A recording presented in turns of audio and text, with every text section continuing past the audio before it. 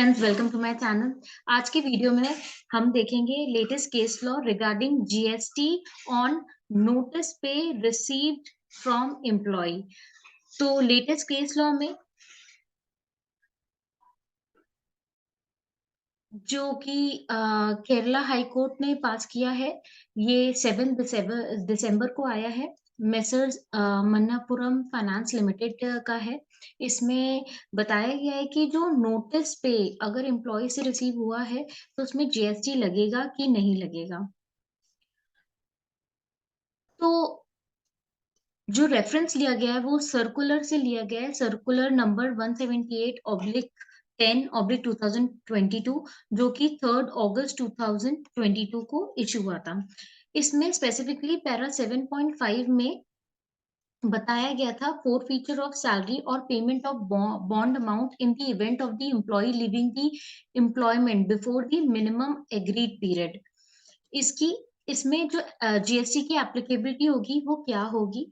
तो इसमें क्लियरली बताया गया था कि जब एम्प्लॉय एग्रीड पीरियड के पहले पहले एम्प्लॉयमेंट छोड़ता है और उसके कारण उससे जो सैलरी फोरफीट की जाती है या फिर नोटिस पे रिसीव किए जाते हैं, जो बॉन्ड अमाउंट है या तो वो रिसीव किया जाता है। तो ये सारे जो अमाउंट है ये कोई सर्विसेज के अगेंस्ट में नहीं हुए हैं। एम्प्लॉय को इससे कुछ रिसीव नहीं हो रहा है, एम्प्लॉयर को अकॉर्डिंग टू द कॉन्ट्रैक्ट ये अमाउंट रिसीव होते हैं। तो इस पे जीएसटी नहीं चार्ज होगा। Employer are not taxable as consideration for the service of agreeing to tolerate an act or a situation. तो इसी के रेफरेंस से उनने केस लॉ में भी यही पुट किया है। बट इसमें जो डिपार्टमेंट थी, डिपार्टमेंट ने 3 अगस्त 2022 ऑनवर्ड्स ये सर्कुलर को एप्लीकेबल बताया था। However, this circular is applicable retrospectively. तो retrospectively तो previous में भी अगर कोई notice पे receive हुआ है या forfeiture of salary receive हुई है तो इनमें टैक्स नहीं लगेगा।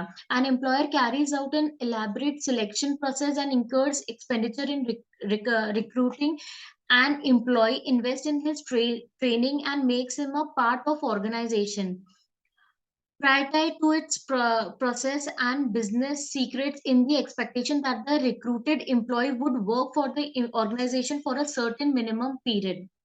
एम्प्लॉयर वैसे ही इतने खर्चे करके उनको सिलेक्ट करता है, उनकी ट्रेनिंग पे इन्वेस्ट करता है।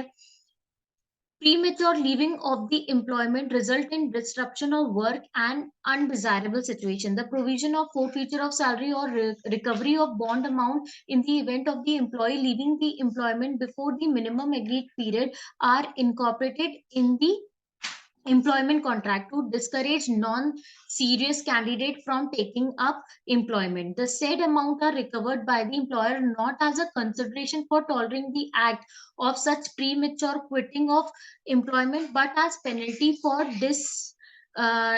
disturbing non-serious employees from taking up employment and to discourage and deter such a situation. Further, the employee does not get anything in return from the employer against payment of such amount. Therefore, such amount recovered by the employer are not taxable as consideration for the service of agreeing to tolerate an act or a situation. Employee अगर छोड़ के चला जाता है तो ये जो act है ये टॉलरेबल नहीं है। इसी के कारण एक प्रोविजन बनाते हैं एम्प्लॉयमेंट कॉन्ट्रैक्ट में, सो दैट जो सीरियस एम्प्लॉयज नहीं है वो एम्प्लॉयमेंट टेकअप नहीं करें। तो यहाँ पर कहीं पे भी सर्विसेज नहीं परफॉर्म हो रही हैं और इसी के कारण जो कंसिडरेशन एक्सचेंज हो रहा है वो टैक्सेबल नहीं होगा। तो होप आपको ये वीडियो हेल्पफुल लगा होगा। तो प्लीज मेरे वीडियो को लाइक करें एंड चैनल को सब्सक्राइब करें। Thank you.